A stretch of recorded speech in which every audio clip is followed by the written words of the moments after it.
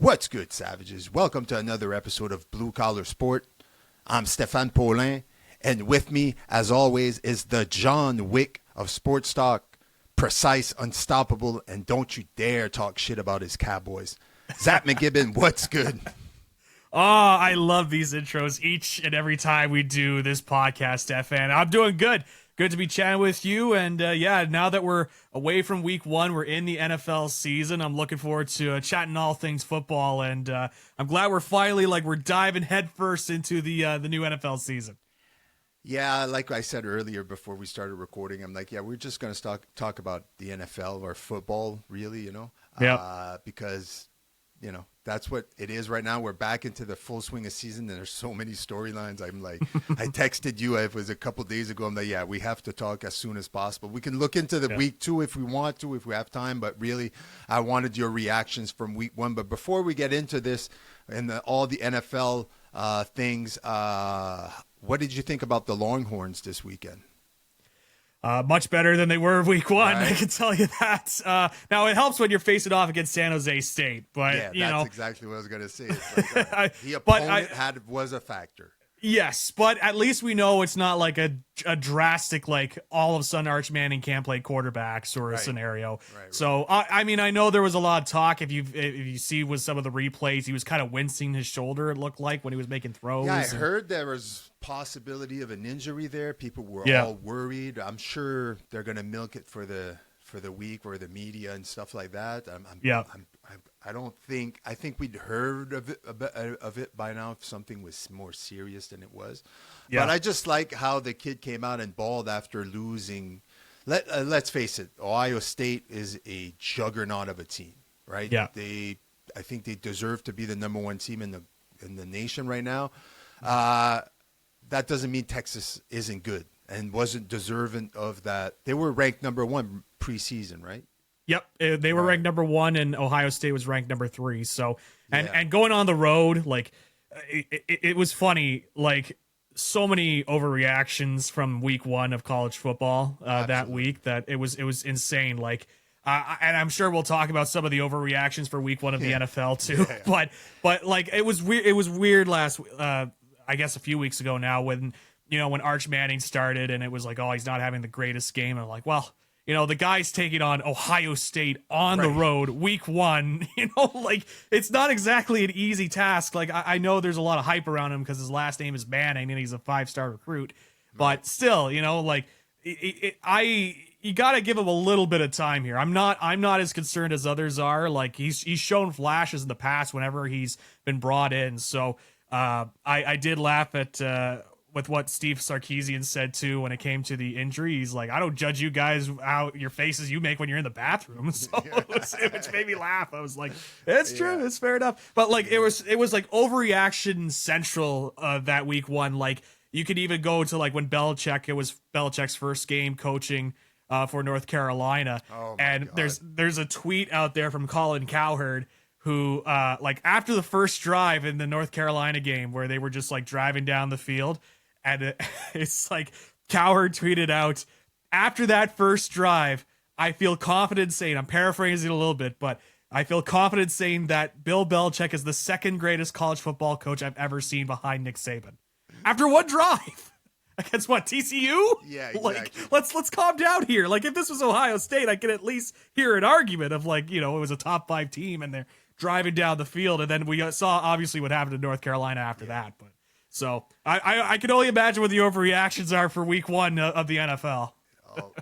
Let's get right into it because I got a few of my own. I'm pretty sure. I'm gonna start with. Let's start with our biggest surprises from the first week, and probably a lot of those surprises. I'll bleed into some of the topics that I wanted to discuss with you. I'll give you my number one biggest surprise from week one, and it's the Cincinnati Bengals. The second half, I think they had 7 net yards the whole second half. Yeah. The running game wasn't working, and Burrow looked completely lost out there with all the offensive weapons that he possesses. He looked completely lost. Now, I'll give it to him. I think his offensive line didn't play the best game. I think it was, I mean, maybe I'm I mean, wrong, that's the story of the Bengals at this Right. point, is that the offensive line is very good. So, but what surprised me, number one, was their defense. I mean, their defense were the reasons they actually won the game, right? But again, they're all playing the Browns. And when you look at that and you see 17 points on the board and 3 points in the second half, and you have Joe F. and Burrow as your quarterback, I thought he was I really expected him to come out guns blazing this year after all the contract dispute with Chase and it was just, and it was lackluster. And I was disappointed because I like Joe Burrow. I know they're in my division with the Steelers, and I'm not supposed to like them. Look, I would have been happier if they lost because go Steelers, right? Yeah, but I'm a fan of a lot of football players, and I'm a fan of great football players. And I fell in love with Joe Burrow the year he played with LSU, his last year before he got drafted. That's how I found out who he was. And then I followed his career from that because I liked him. I liked his demeanor, his attitude, his approach to the game. And I really thought I was making excuses for him the last few years. Where I thought, it's the defense, it's the wide receiver, whatever it was. Right. I can't make excuses for him with what I saw on Sunday. What did you think about the Bengals? Yeah, I was surprised too. I guess I shouldn't have been surprised because one of the big things with the Bengals, it seems like since Burrow has entered the league, is that, the first 4 weeks for the Cincinnati Bengals, whenever they start a new season, they just seem to be off. They never get off to a hot start. Right. It always seems to stall. And then once you get past week 4 and get into like week 5 onwards, then all of a sudden they're able to click. Right. And they're able to get the offense going. You got Jamar Chase balling out, T. Higgins balling out. I was interested to see how Chase Brown would do, their running back there for the Bengals, a Canadian as well from London, Ontario. There was a lot of rumblings about him, taking over that number 1 spot and being a prime running back. And they tried this year with, Burrow played some preseason games. And usually you don't have your starters kind of play the preseason. You don't want to risk injury, obviously, especially for a game that's really meant more to kind of scout your second, your third men on the depth chart, right? So, but the reason why Burrow played those games, like, well, we keep getting off to these rough starts at the start of the season, and we just don't get into a rhythm. Why don't we just get our starts in the preseason so that we can at least get something going, get a flow going, so that when we go into week one, we have something to work off of. So obviously it didn't work out in this case, especially with the the Cleveland Browns. I think it definitely kind of surprised me with how lackluster they were, because I thought even then you would still see a scenario where it's the Browns, right? We keep kind of going back to it's the Browns, and you have all the talking points coming out of the offseason, all the quarterbacks that he went through on the depth chart, and now they're going with 40-year-old Joe Flacco to try and kind of lead them in and try and recapture the previous Browns season that Flacco had, where he led them to the playoffs. I'm not going to obviously rule out the Bengals at this point. I obviously there's still many weeks to the season, but it is something that, like, it is a trend that we've noticed over the last couple of years. They seem to get off slow starts. If it is a trend, and it is, and it's something that, I say I'm surprised, and then you mention that, and I go, oh yeah, I did hear. I did remember that every year they start 0-2. There's this crazy stat about the recent, they're like 1 or 2 in I don't know how many games for the last few years. And I was like, okay, yeah, maybe. Yeah. But I still, to me, it's not going to be like that this year again. Like, they're not going to have a slow start just because it's been like that year after year after year. And again, it was like that. So sometimes you get these weird things happen with professional teams. I see it more often with individual athletes, people that play individual sports, where there's just certain times where there's like a hiccup, and it's always the same thing over and over and over again. You see it in team sports as well, and that's what it seems to be. It's like people are talking so much about the fact that they're a slow starting team in the season that they start believing the people actually talking about that. I don't know if that's it, but if I was trying to understand the mental aspects of the Cincinnati Bengals, I would go, yeah, they probably are tired of they hear it so much that they actually believe it, and that becomes their identity. And the identity is, the first few games you kind of flush them. They'll start playing in the week 4, week 5 when they're 2-3 or like 2-2, or like 1-3, like these poor start. Everybody's writing them off, and then all of a sudden Joe Burrow goes on a tear for the last 10 games of the season. They make the playoffs, and look, I just want to see them make the playoffs because I think having Joe Burrow in a playoff situation, I'm tuning in, right? We've seen it before. He's gone to a Super Bowl, right? Absolutely. So to me, it was a bit surprising. Again, I really thought that going into week 1, the talking point was all going to be on the Browns because of everything that happened in the offseason, the Shador Sanders and having Flacco as their QB1, all that stuff. How many quarterbacks did they have in that quarterback room at one point? I think it was like 18 at one point. It felt like there was just so many. Me and you sitting in the back, like waving, like, hey. Hey, anybody get their playbooks yet? But it wasn't at all. And it kind of flew under the radar. And the big talking point was the fact the Bengals kind of shit the bed. And it'll make me tune in for week 2. I'm still going to watch. I still want to see Joe Burrow play. And if it was just one game and maybe he comes out. But it's a bit concerning for me. Another big surprise for me, and I'm sure a big surprise for everybody, was not only the play of the Colts, but the play of Daniel Jones as their quarterback. He did something that no quarterback in like the last, since the 80s or like since recorded I think history, like since the early 90s or something like that. It's crazy. Right? Like he scored on every possession of the game.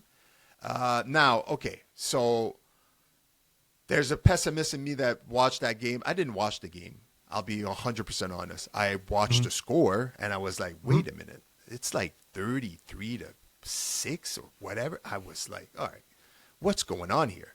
And it wasn't even until the next day where everybody was talking about Daniel Jones. I just thought the Colts had a good game. And then I really started thinking like, maybe Anthony Richardson is really not good at this.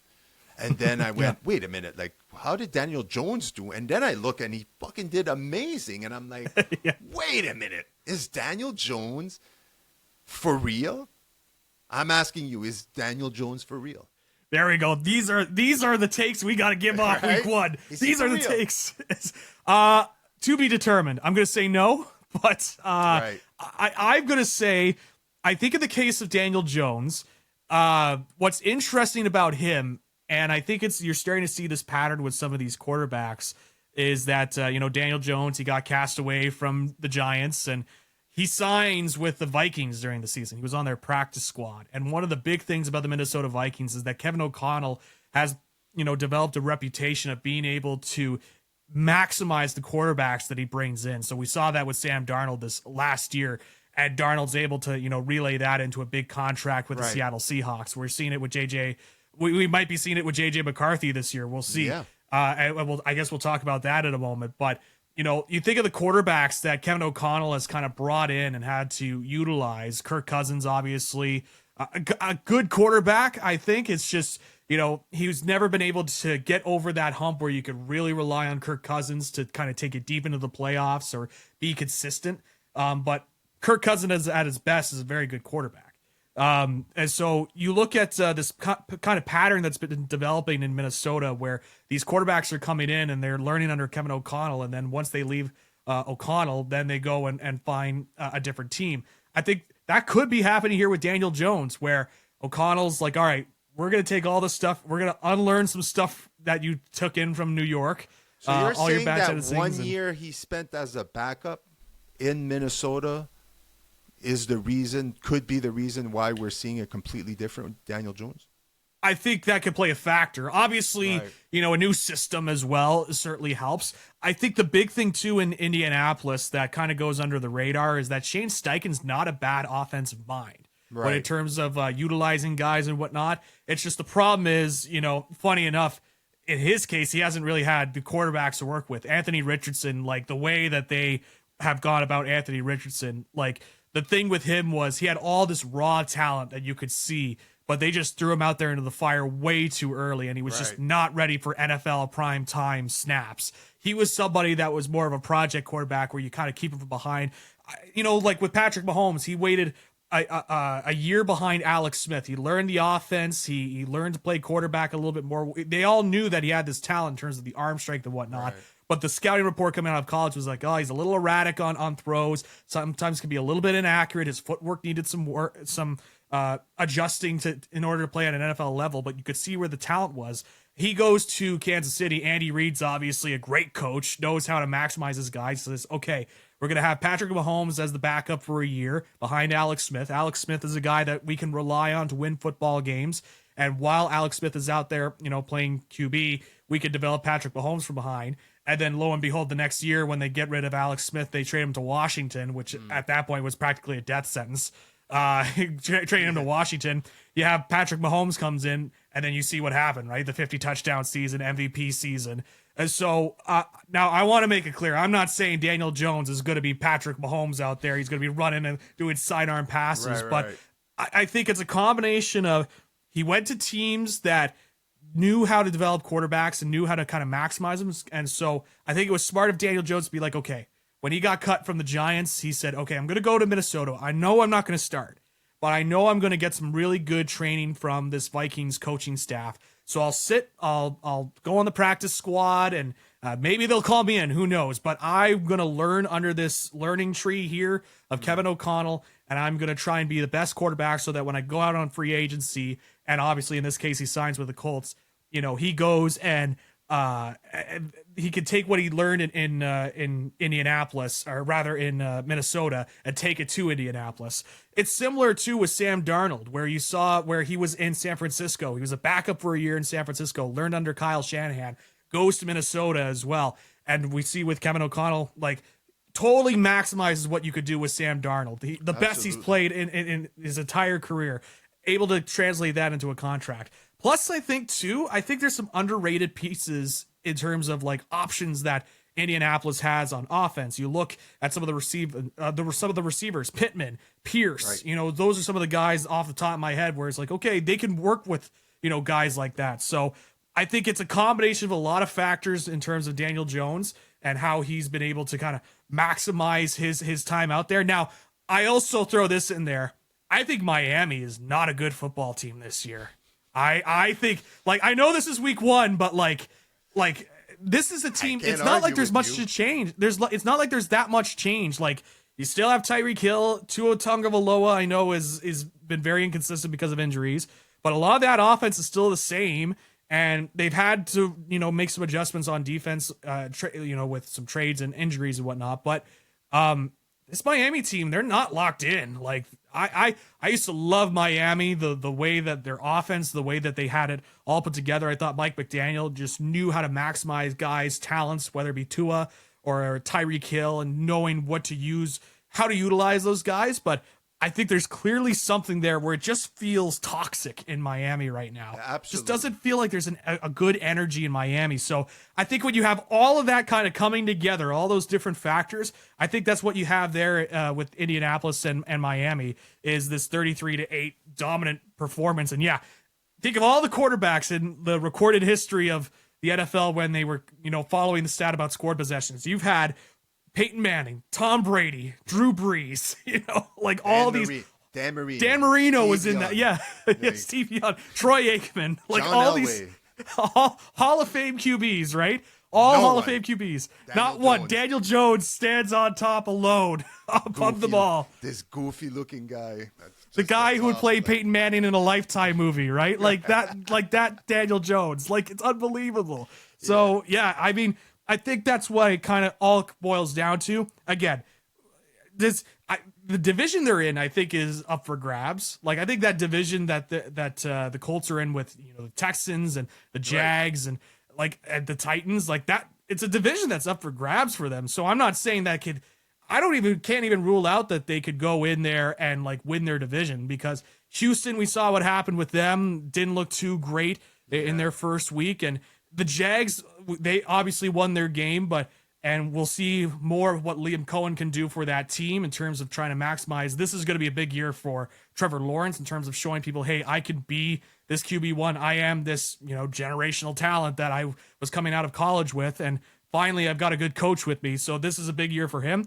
But this division is up for the taking. So again, week one, we got to temper some expectations here. Who knows what's going to happen with the Colts? But I think it was pretty impressive what they were able to do in week one.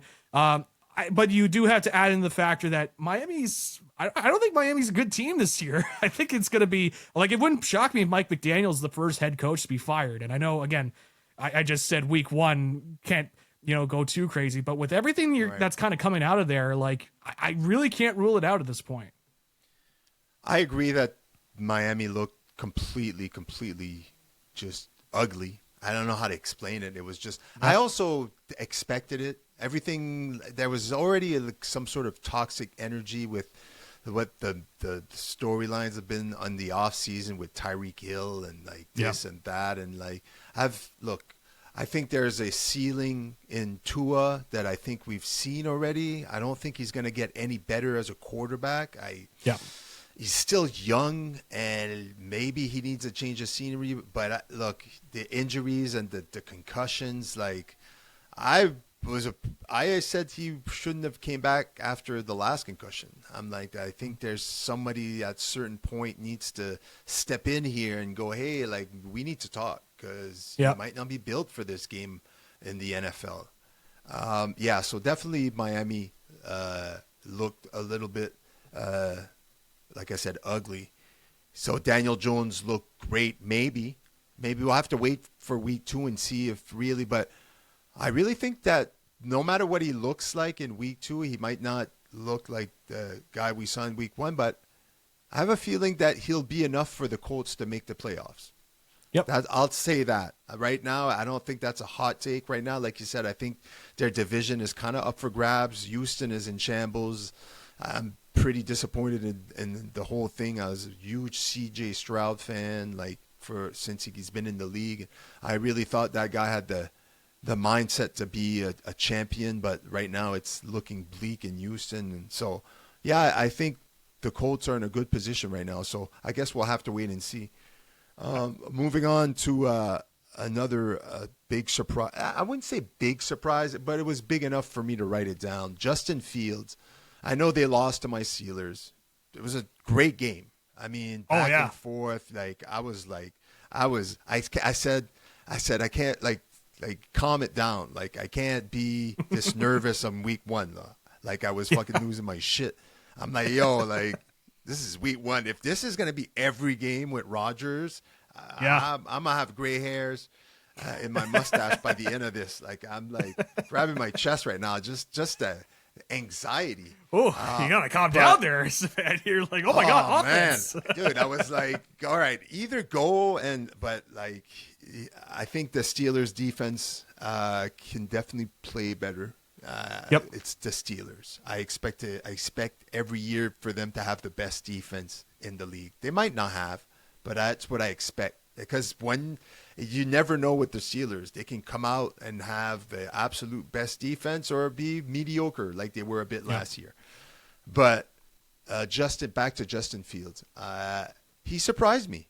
I saw Justin Fields that I didn't see in Pittsburgh, even in the first 6 games. He was 4-2. I know they were a winning record, but the offense was lacking when he was there. Well, I'll admit it. Russell Wilson came in, and after the injury, and kind of kept winning enough, kept playing well enough for Steelers to make the playoff. I understand that Justin Fields thought he was a starter, and he showed us in week 1 that he was a starter. I saw a lot of different things from him, especially under pressure. He didn't really before the moment he'd get under pressure, he was tucking it in, and he was trying to get the yards by himself a lot of the times. He was trying to use his feet. And I saw him move in the pocket and then actually try to get his reads and then try to, like, throw it down. And he made some good passes under pressure. And he didn't panic. So I saw a lot of improvement from Justin Fields. So he's one of my biggest surprise. Is there anything during that game that you saw that surprised you any?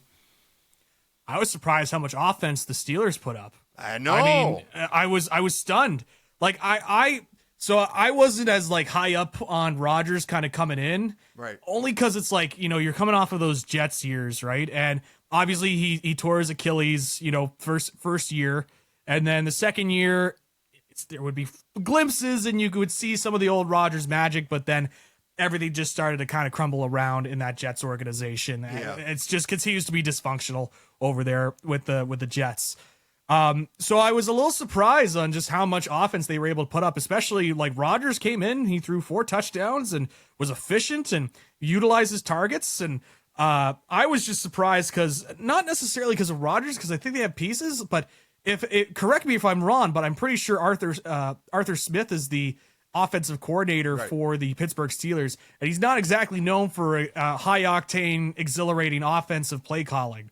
So, or being, like, very unique. That was one of the big criticisms they had on him when he was the head coach of the Atlanta Falcons, is that he had all these young pieces around him, but he just was never seemed to utilize the guys that were there.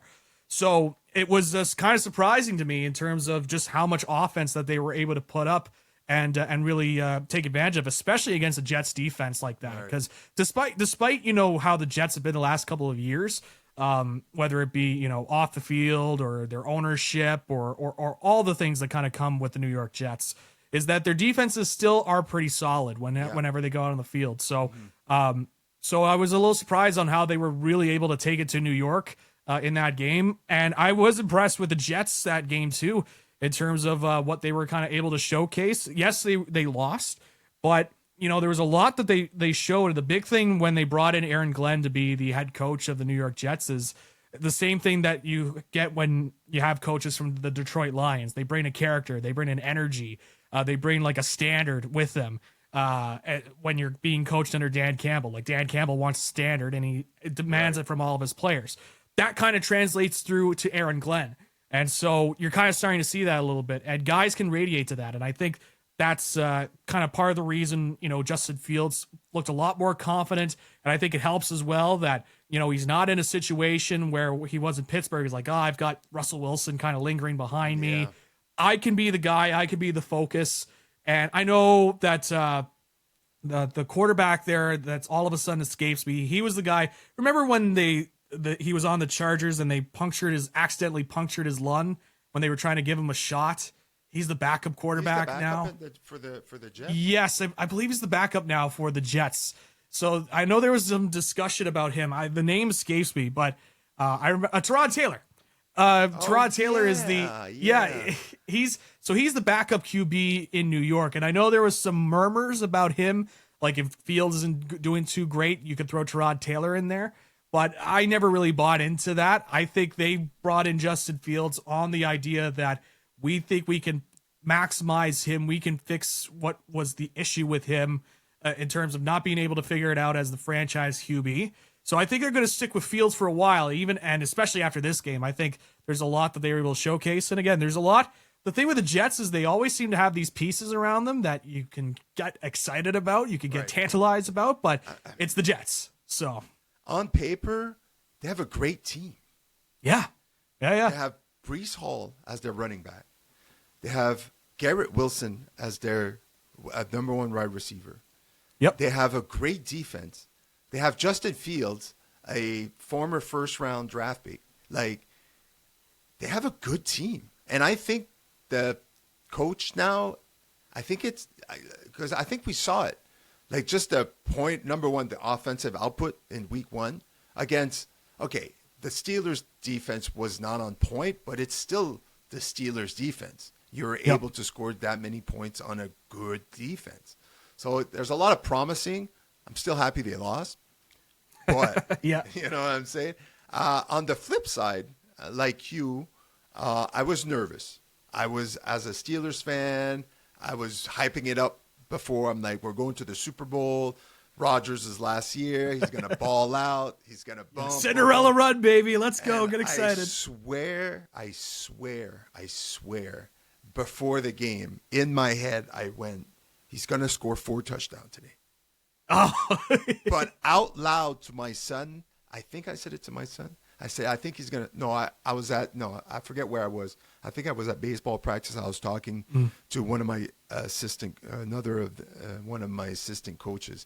And I said, I think he's going to score. I didn't want to say 4. My instinct told me 4. I said, I think he'll score 2 touchdowns. And he scored 4. And I was like, there you go. Pretty good for a washed up old man. Number 1. That's what I thought. I'm like, listen. And I'm saying that as a joke and as a jab at everybody who talk shit. I get it. But in a way, I also mean it. What is he, 38, 39? Is he? I think he's 40 now. Okay. Yeah. So I'll search it up here. He's 40. 41. He's going to turn 42 this year. Right. He's on his last season, pretty sure. Unless they win the Super Bowl and he says, I'm coming back to run it, run it back. I think he said that this was his last season. So I was surprised. He looked good. Did he look like there's a few times he took a few sacks. He looked bad there a few times where I think he held on to the ball too long. But that throw he made to Austin, was it Calvin Austin? Where he leaped over like a 6'1", 6'2" defender. Yep. He just zinged it. And it was a beautiful pass. And that pass he made for the first touchdown, they were all like, except for the pass forward to the tight end there, that little play, which that technically counts as a touchdown, but it's really almost like a run play. But yeah, he was efficient, and I mean, I was really, really satisfied. Now I think the defense has some work to do, but I think that going into week 2, I know Tomlin, and I think Rodgers respects his head coach for the first time in a long time. And I think that speaks volume to the potential that the Steelers can be. I think they can win. I think they have the potential of winning 12 games this season. Will they? If you put a gun to my head, I'd probably say they'll win 10. But I think they have the potential to win more than 10 games, like 12 games. And I could see them make a wild card spot for sure. Absolutely. Yeah, absolutely. My expectation is for them to make the playoffs with Rodgers. I think Rodgers is going to give it everything he's got. And I think the guys want to play for him. And DK Metcalf, I mean, come on. Dude, he caught a ball, he threw it like 3 yards down. And he just started running.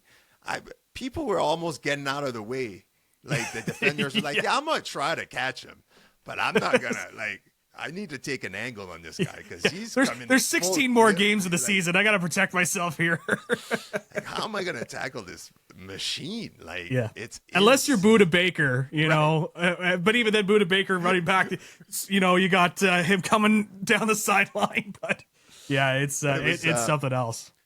Honestly, it was good. It's good for the Steelers as a fan, but I think it's also good for football that if this is going to be his last season, that at least it's not like a disastrous season. He looked great, so I'm happy, and I won't say anything more because week 2 is coming along, and I'm going to be as nervous, and I'm going to be, just again, I'm hoping for the best. Fingers crossed. Here's another point. New York Giants. Let's talk about the New York Giants for a minute. More importantly, let's talk about Jackson Dart and his preseason. Had a great preseason. A lot of speculation that it was going to take how many games before they start him. And then they go out there and they don't even score a touchdown. And Russell Wilson looks a lot older than he did last year. Yep. Do you pull the plug early? I know they already announced that Russell Wilson will be QB1 for game 2, I believe. I believe that was announced. Yep. But I'm curious to know your thoughts on this. Do you think it hurts anybody if they just play Jackson Dart and keep him there for the remainder of the season? Start him game 3, game 4? It's an interesting question because the thought process could be, so I'll say this as a Cowboys fan. I think it's a great decision that they're starting Russell Wilson on week 2. As a Cowboys fan, great decision. More of that, please. As an analyst and just kind of looking at it through a neutral perspective, I think what they're doing with Jackson Dart is when you look at the schedule that the Giants have, they have a really tough schedule. And the worst thing you could do with a young quarterback is just totally shatter his confidence. Absolutely. When he's taking on, some really tough teams. So I think the big thing, what they're doing right now is they're getting Russell Wilson through on the first couple of weeks. And obviously it's not going to look too great. I will defend Russell Wilson a little bit. It's not like he had much of an offensive line to work with either and a steady pocket to throw in. So, when you have that all kind of coming together, it's not going to be great if you're Russell Wilson. So I think what they're doing right now, is they're actually protecting Jackson Dart a little bit. Yeah. I think they want to get through some of the tough parts of the schedule first, and then just kind of adjust to week 4. I'm assuming that if they haven't won a game or just they're 1-3 after that, week 5 is where they're playing the Chargers in week 4. They're playing the Chiefs in week 3. So if he's going to start any game, it would make sense that in week 4 they'd say, okay, Chargers, let's go. Because he's playing the Cowboys next week and then they're playing the Chiefs. Yeah. I think you're absolutely right. I think Russell Wilson is a vet. He's like, I've seen these teams before. I'll go out there and I'll try not to die because my offensive line doesn't seem to be able to block shit. Yeah. And then I'm just going to sling it. He made some throws. I think once there was not one wide receiver around at all. Yeah. I was just like, where is he throwing this at?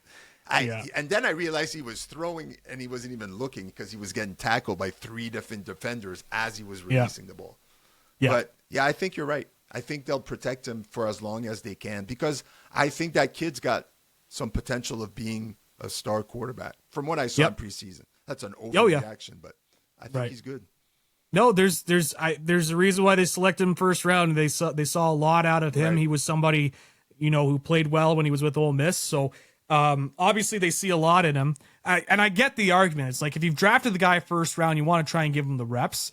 But not every quarterback's kind of built the same, right? And you want to try to approach each quarterback at a different path. So I think that's what they're doing with Jackson Dart. They've got such a tough schedule. Like if you throw Jackson Dart in there against the Chiefs, I know the Chiefs didn't win their game and they're not exactly looking like the prime 2019 Chiefs of old, but still, there's still that added pressure there. So I think that's the reason why they've got all these veteran quarterbacks, because we also have to remember Jameis Winston is also on that roster. Right.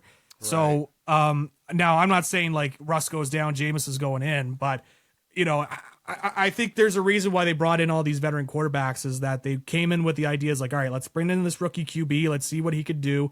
And then we'll protect him. We want to develop him our way so that, when we do eventually throw him out in there, that he'll be at least prepared and ready to go. So, not every quarterback's built the same. I remember when Justin Herbert was thrown into the game because, as the previously mentioned, Tyrod Taylor had his lung actually punctured on the sideline. And so they had to throw Justin Herbert in there and he ended up looking like, oh my God, this is a guy. We got to keep on going with him. Right. Yeah. Right. And so that might be the fear, but, I think that's what the plan is in New York. I could hear the argument of saying, look, you already got the guy. He's good to see action anyway. This is already a tough schedule, throw him out there. But I think they realize kind of the gravity of the situation that they're in, and they're going to play it week by week. You also have to think that the Giants coach is playing for his job right now. Yes, he's absolutely on the hot seat. He's been on the hot seat since last year. A lot of people thought he was going to get fired in the offseason. Yep. So he's like, we need to win some games. I want to keep my job. And if he thinks Jackson Dart gives him the best chance of winning football games, let's say the Chiefs start 0-2. Now you face him in 0-3 or 1-1, let's say. Mm-hmm. That means Cowboys have to lose, but I'm not saying they're going to lose to the Cowboys. Yeah. So let's say they start 0-2, and then you got the Chiefs that start 0-2, and they're like, fuck it. Just throw him in there, see what he can do against the best in the world. right? Because Patrick Mahomes is still QB1 of the NFL. He's, I mean, great. But I did see the Chiefs. I mean, look, it's week 1 overreaction. Do I think the Chiefs are going to win this year? No, I don't think so. But again, it's Patrick Mahomes and Andy Reid and Travis Kelce and Xavier Worthy, and I can keep going. Yep. And there's like, who knows what they're going to do before the trade deadline? They always seem to be adding pieces, so they'll figure it out. I'm no doubt they're the Kansas City Chiefs. But yeah, it's curious. Actually, before I forget, I'm going to ask you this because I want to know. During regular season games, you have the quarterback, your backup quarterback. If you have other quarterbacks in the quarterback rooms, are they normally on the sidelines? Like an emergency quarterback? Right. Like, so the reason I ask, because I noticed that Will Howard was on the sidelines. Yeah. During the Steelers game. Is that normally like normal? Oh yeah. Okay. That is something. In this case, I think he's the emergency quarterback in that situation. So let's say if there was a freak situation where Rodgers goes down, I don't know who the backup is in Pittsburgh. Yeah, that's right. I forgot he went back to Pittsburgh. That's right. And both Rodgers and Rudolph go down. Then you have the emergency QB situation where then you can throw in Will Howard so that he could be the guy to play. So in this case, that's why you saw him kind of, roaming around the sidelines. So because he's technically an emergency player, that means he's not on the roster, the game day roster. So I'm guessing you're looking at him. He's in his like casual attire. He's got the headset on. Right. Yeah. Because he's technically not on the roster. Right. So my reason for asking is like, I believe that the Pittsburgh Steelers are, I hate this word, but grooming him to be their number 1 quarterback. Yep. I don't think he's ready this year. I don't think he'll be ready next year. And I think that's why they brought in Mason Rudolph. Because I think Mason Rudolph is a great backup quarterback. He looked great in preseason. And he's always looked really decent when he's had to come in stretches of game for whoever he was backup for. So I like Mason Rudolph. And I have a theory that Rodgers requested that they sign him as the quarterback, as the backup, if he was going to sign in Pittsburgh. I don't know why I have that feeling, because when they signed him back, I was like, why did they bring him back Rudolph? They got rid of him like last year or the year before. Like, they could have kept him, and they didn't. Maybe because they wanted him to go play or have the opportunity to play somewhere else, whatever. But I think they have a great quarterback. And I believe that they want Will Howard to be their starting quarterback going forward, maybe in a year or two. That's the only reason I was asking us, because I was like, he's on the sideline and he was just part of the game. And so it's great to see him out there because it gives me confidence, because I like the kid.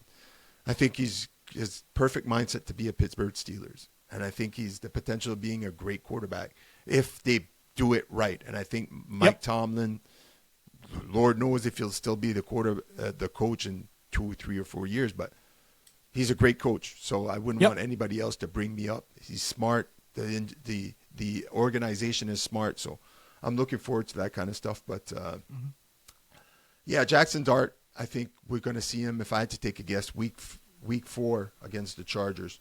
Well, I guess we'll have to wait and see, but I'm excited for the potential. We spoke about the Dolphins. I don't think we need to go more in detail about the Dolphins. You might not want to talk about this, but we'll go right into it. Are the Green Bay Packers a Super Bowl contender? Yes. I'll say that. I said they were a Super Bowl contender going into the season when they traded for Micah Parsons. Yeah. This guy from out of nowhere, this unknown Micah Parsons, right? Like nobody knew where he's from. Nobody. He's like, wow, he's this studied player. Yeah, I said they were a favorite. I just the sense I gathered, and maybe I'm kind of wrong, but I got the sense that I was kind of, I don't want to say like the minority, but like somebody that was kind of pushing the bar a little bit, saying that Green Bay. But I think people need to realize just how open the NFC is for grabs. Like obviously you have Philadelphia. I think we can all agree that Philadelphia, me reluctantly will say Philadelphia is a favorite for the NFC. Yeah. But after that, like you got maybe the Vikings. Like really, you look at that NFC North division, like maybe the Vikings. I think the Packers now, like I think Jordan Love is going to have a big year. And I I obviously now the acquisition of Micah Parsons, who made his presence felt again in that Lions game. I was surprised just how much the Lions looked bad in that game. Like they just didn't look like things were clicking. Do you really think it's because I think a lot of it has to do with Ben Johnson not being their offensive coordinator, right?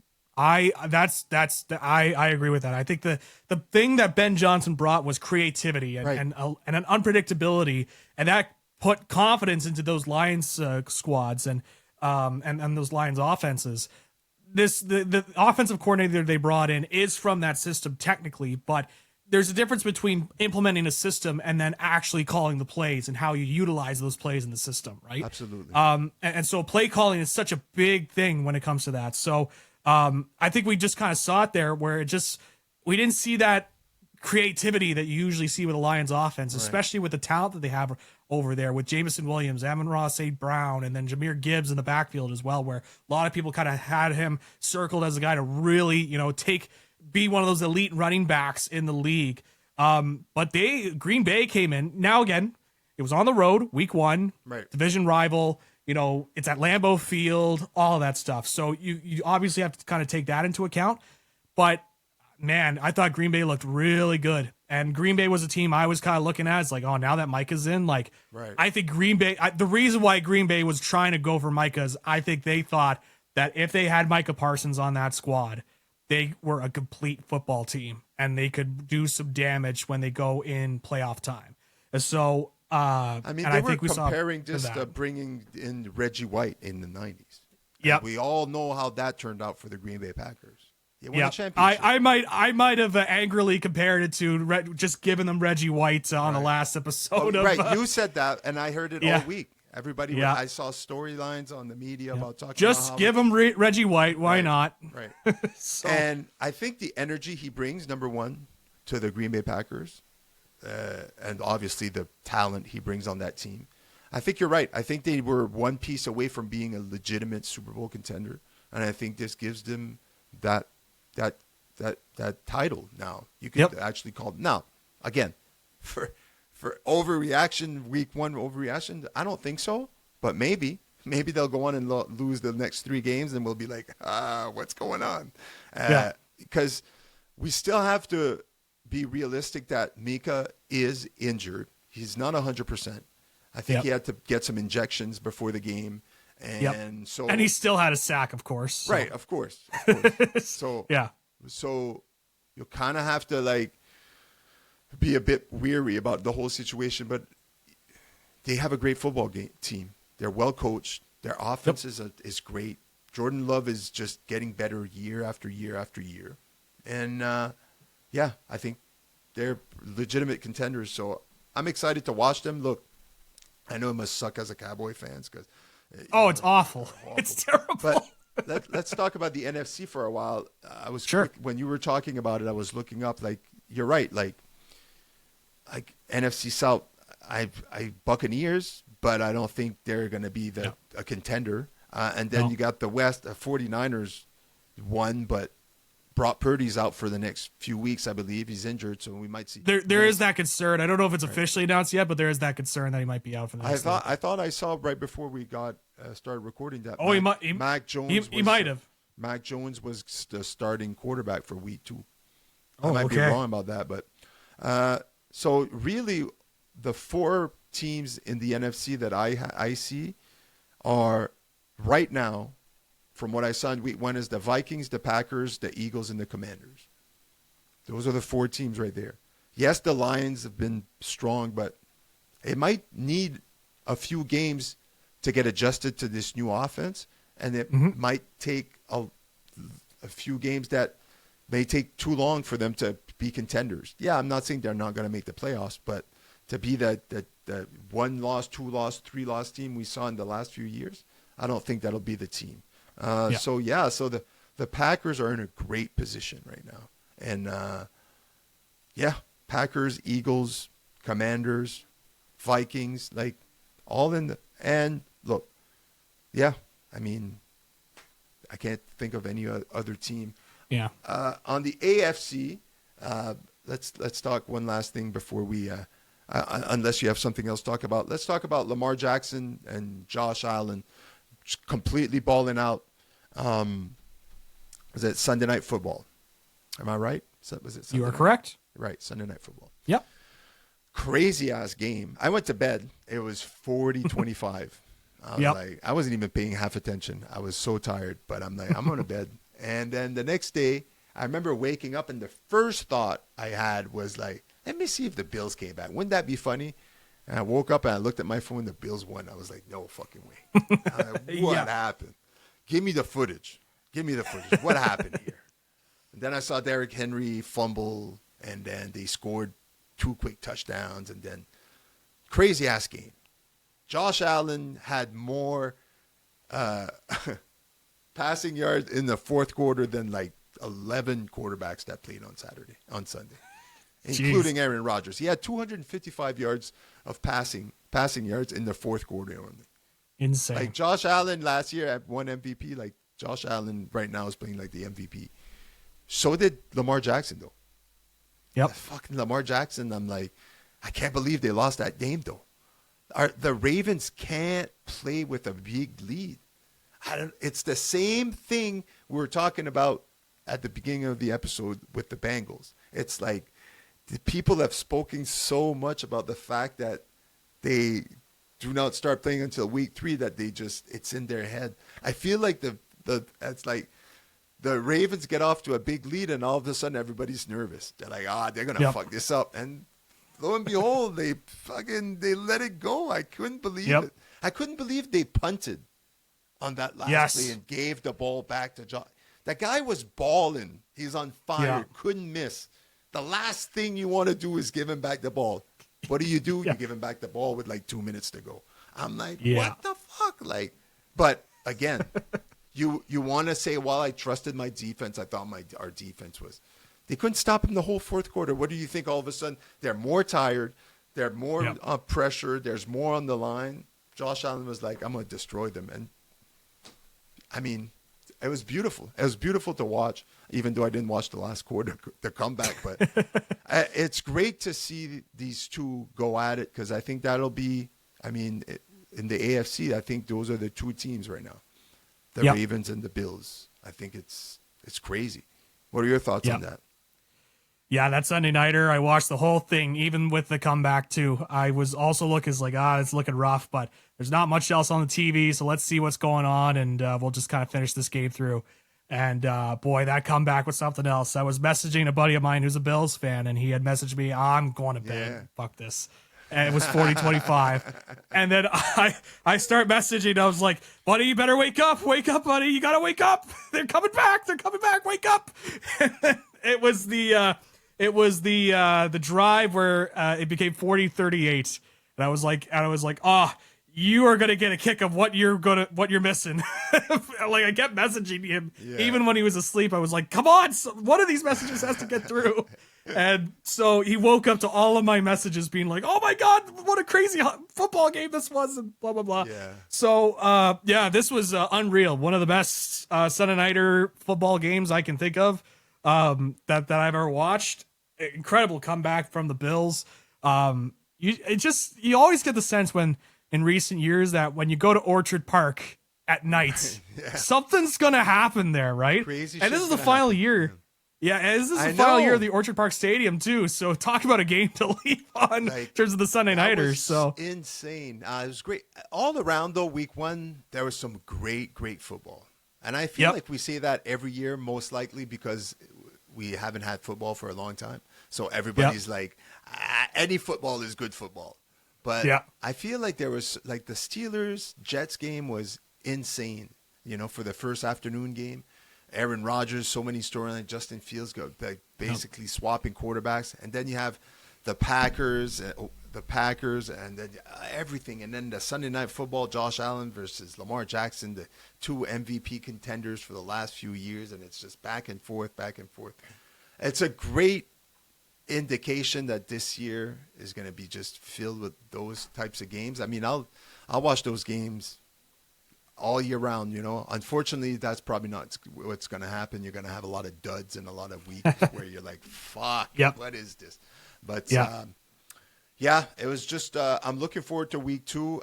Any matchup that's really like jumps out at you for week 2 that you're really looking forward to, other than your Cowboys? Well, I was gonna say I'm not gonna do the cop out as like, well, of course I gotta check in on what the Cowboys are doing against the Giants, because I don't think a lot of people are really saying that.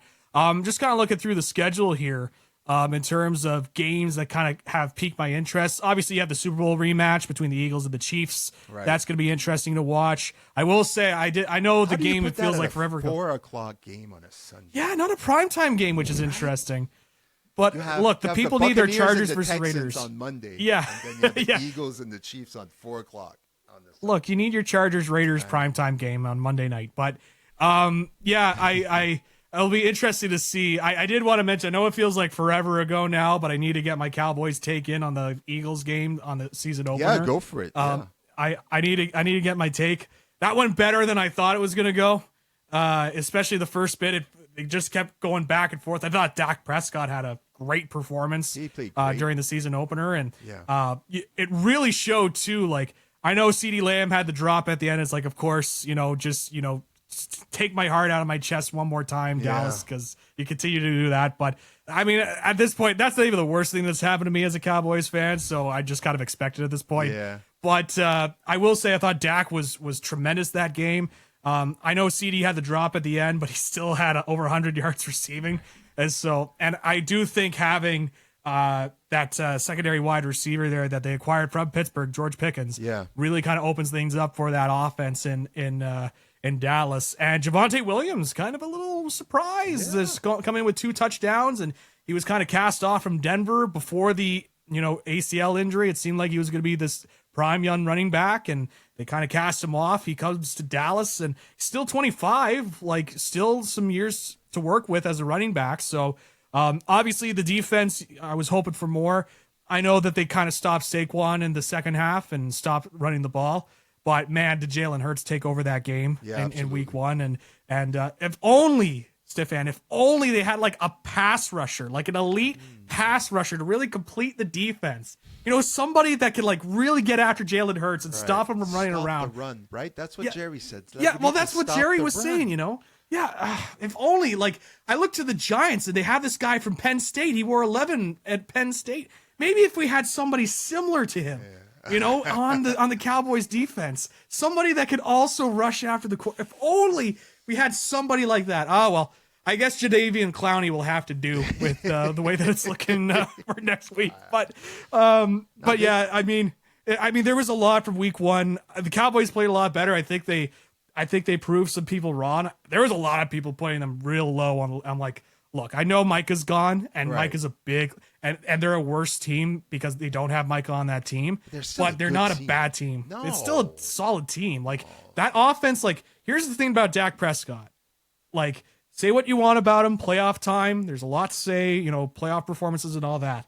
But when he goes out there, he's shown he can win football games. Absolutely. Like, when he's healthy, he's led those Cowboys teams. Some of those teams I didn't even think they could get to 10 wins. Yeah. He's led those teams to 12 win seasons.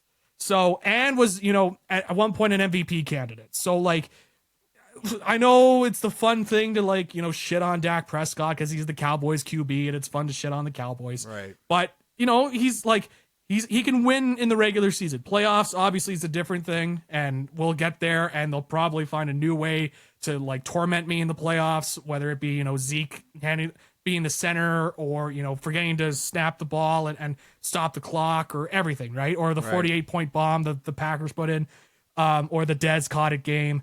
All these different things that they know how to hurt me with. But I think with the Cowboys, I think they proved people, this is not a bad football team. They took the defending Super Bowl champion Philadelphia Eagles to the limit, and it wasn't like it was an easy win for Philly.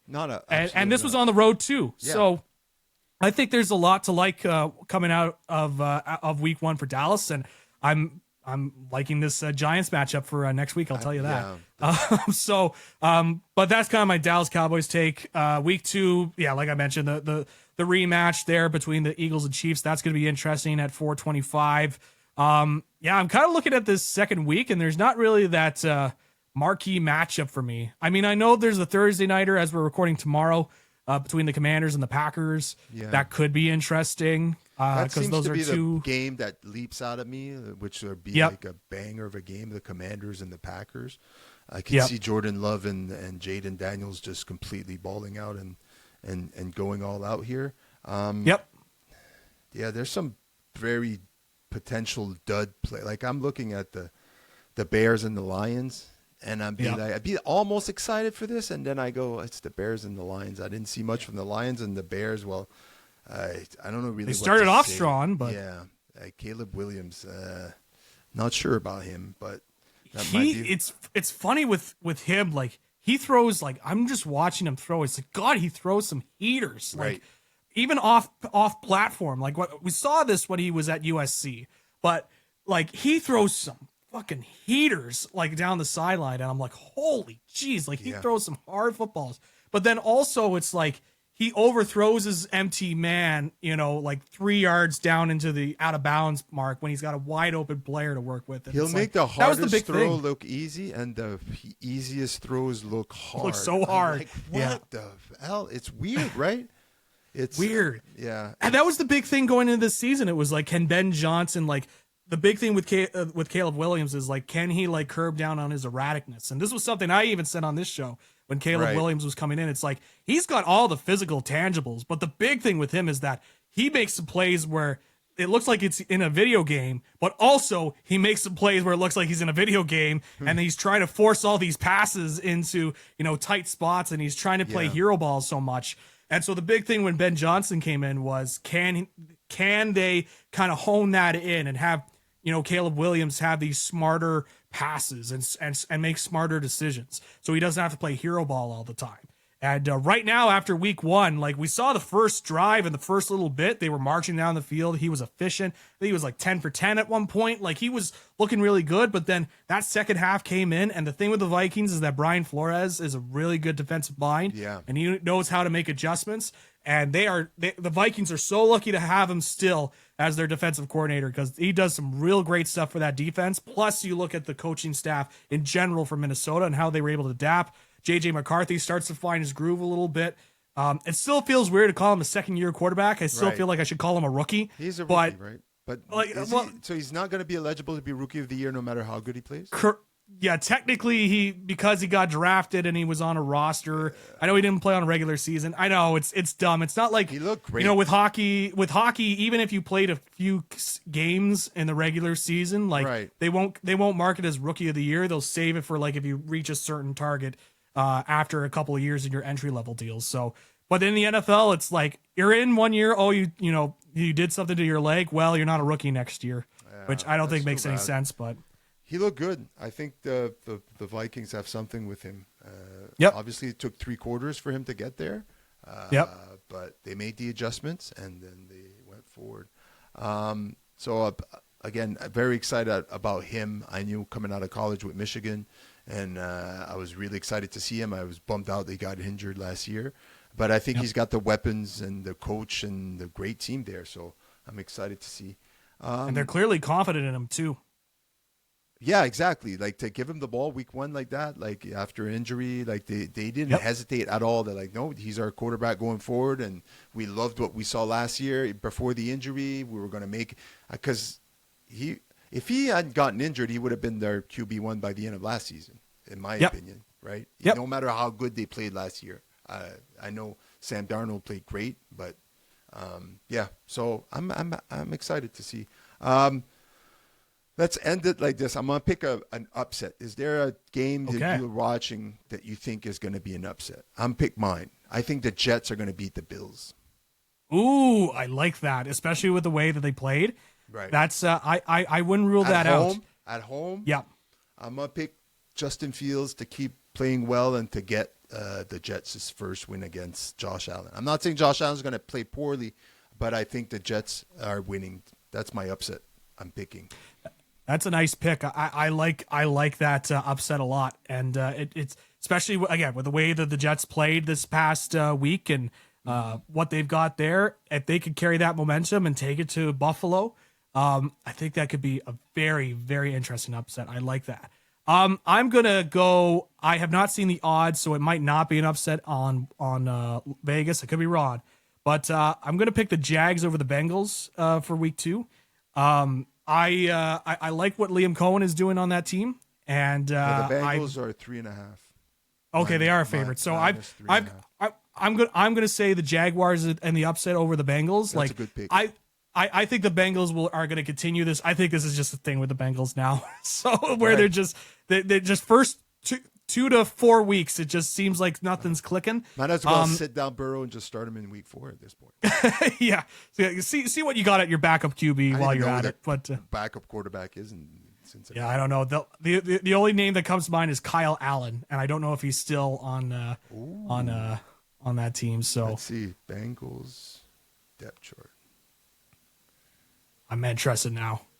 Yeah, me too. I have to look. Jake Browning. Oh, right. Jake Browning. Yes. I should have known that, actually. Like, I should have known that. Next week, we'll play a game called Name That Backup. Where we try to guess. I like that. I like that. Spin the wheel of backups. I love it. Pick 3 teams out of a bag and try to see if we can guess who their backup is. I will tell you right now, I will not win that game.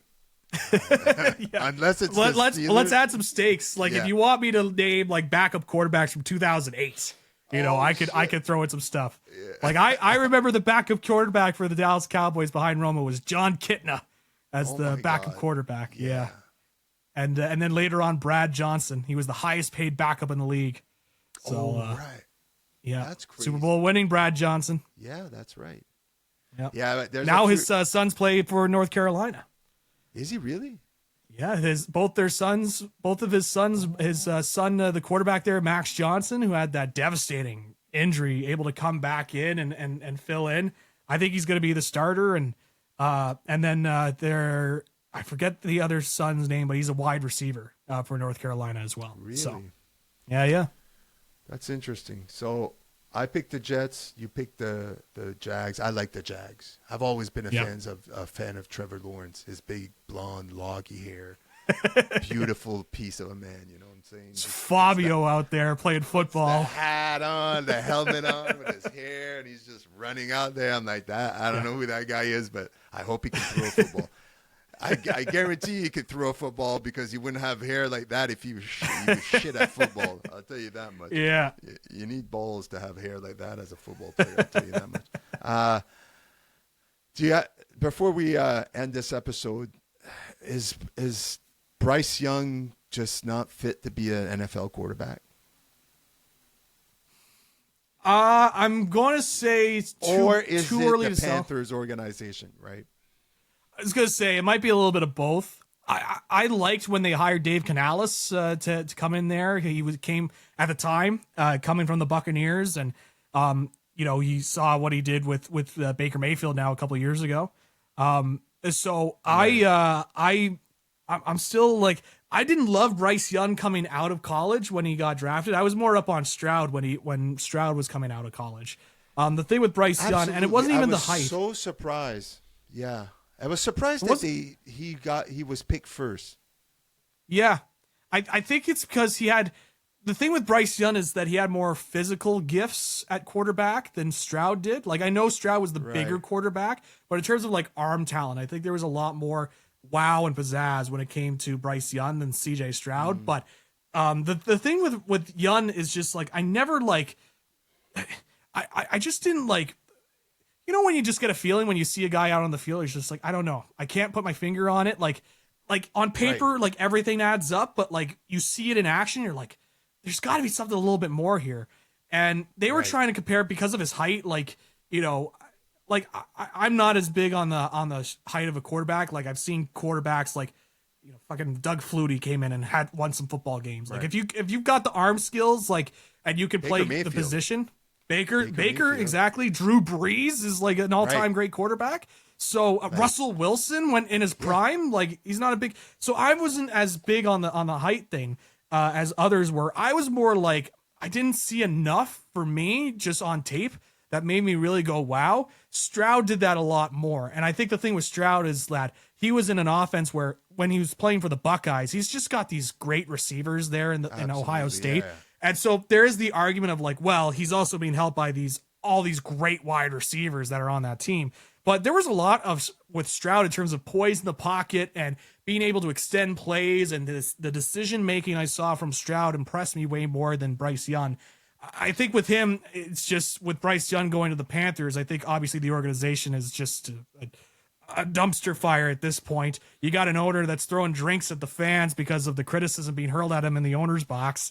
So, you look at all of that, and it really is. And so I'm sad. Like it's not because I don't like Bryce Young. Every time I've heard a press conference from him, he seems like a really like smart guy, really wants to like learn and get wants to be good. Like everything I see of him, like I can see why scouts would love him. Like I'm sure he was a great interview as well when he was coming out of college. Oh yeah. Like there was a lot of things to like about Bryce Young, but sometimes you just can't really put your finger on it. And I think too, I mean, it's not like he's had much help in terms of options to throw to as well. Like he's just, that's what it's I just mean. tough. The Panthers are just a mess, Maybe he needs to get traded to the Vikings and spend a couple of years as a third string quarterback. Or go to San Francisco, be a backup, or go to one of those teams that's known to like rehabilitate QBs and then see if you can, because there's obviously something there, or else they wouldn't have drafted him first overall. Yeah. Right. Traded all those assets for him too. Absolutely. So there's, there's a lot to be said for that. And even if they wouldn't have picked him at first, he would have been a second, third, or fourth pick. Like it wouldn't have mattered. So he was definitely a great quarterback. It's just sometimes you see great quarterbacks go to bad organizations and then they never get that chance to kickstart their career, and then it gets too late. And I just hope that that's not the case for him, because like I said, I like the kid. I like when he speaks. I like the way he handles himself, his conduct around the game. He's great. So I hope for him that we'll find a better situation. You know who the comp is, the more that Bryce Young kind of plays in terms of like going into a bad situation, being the first overall pick and just not working out. There's two QBs that come to mind. I think of Tim Couch with the Cleveland Browns. He just he had all this talent coming out of college and then just never really kind of added it all up. And they kept investing. They really wanted Tim Couch to work in Cleveland, but it just never could work. And the other one was when the Texans became an official franchise and they drafted David Carr. Like once they got David Carr, the big thing was like he was the original guy that just took all of these sacks and just could not get a play going to save his life. And so that's where I worry that Bryce Young is going down that path, where it's just he goes to an organization that's like either just dysfunctional, not great, and then he goes into a situation where it's like there's not enough built around him so he can be comfortable, so that when he can go out there, he can continue to grow on the field. So yeah, it's tough just to watch Bryce Young. And again, I think he's a good kid and likable guy and all that. It's just I think he could use a change of scenery. We'll see. I mean, they have faith in Dave Canales. Maybe he's able to turn around. He was able to kind of get better at the second half of last season. So we can put it up to like a bad week one start. So we'll give it time, but obviously it's kind of something to keep an eye on in terms of, guys that were drafted first overall as a quarterback and how they ended up afterwards. Zach, always a pleasure talking sports with you. I appreciate you. I appreciate you taking time on a midweek to come and talk to me and record an episode. Always appreciated. And again, I hope we'll talk to each other very soon for more sports talk. You know what I'm saying? Yeah, absolutely. Always fun doing these. It's nice to just kind of unload, especially get an outlet for my Cowboys takes. That's really like just to kind of get it out there. But no, it's always great to chat sports with you, Stefan, and it's always fun doing these shows. And whenever the schedules all align and whatnot, and whatever happens in sports, obviously willing to sit down and chat and talk all things NFL and football. And things are good. And one last quick thing I want to mention: Jalen Carter fined as well for that spitting incident. I'm surprised they didn't suspend him. I thought maybe they would, because they were so in on the taunting. Like they really wanted to shut down taunting. That's like, we're going to send a message. But the way that they said it was like, we're gonna count the suspension to the game, to the season opener. I think that's more for like that way he doesn't get his game check that game, because technically he would have still been paid. I think that's how the rule works. I could be wrong. Right. So I think they put the suspensions back to that game so he wouldn't get his game check for that. But still, I wasn't surprised about the fine. I thought maybe they would suspend him an additional game only because they wanted to send a message. But crazy way to start the season, though. Yeah. When he got thrown out, I was like, awesome. All right, great. Yeah, get him out of here. I don't know what he did, but get him out of here. Then they showed the replay. Yeah. And I know people will say, oh, well, Dak, like, he spat first and blah, blah, blah. It's like, well, first of all, he didn't spit on him. He was just kind of like spitting on the ground. Spitting, I don't know. It was just a weird thing. Like I was at, I don't know where I was. I think I was at baseball practice. That's where I was. Yeah. I was at baseball practice, and then I'm just walking out of practice at like 10 p.m. and I'm just going like, what the fuck just happened? Thrown out first play of the game, spitting. I'm like, what's going on? NFL season just started and we have chaos already. It wouldn't be an NFL season without all the chaos. Zach, thanks again. Enjoy the football this weekend. Enjoy all the sports. And we'll talk again next week if we have time, and get our thoughts and reaction on week 2. And maybe we'll talk a bit of baseball with the playoffs coming up soon. Zach, check out Zach on Instagram, Zach McGibbon Media, and myself, Savage Paulson, on Instagram. SVGTV on YouTube. We are Blue Collar Sports. Thanks for tuning in. We'll talk again soon.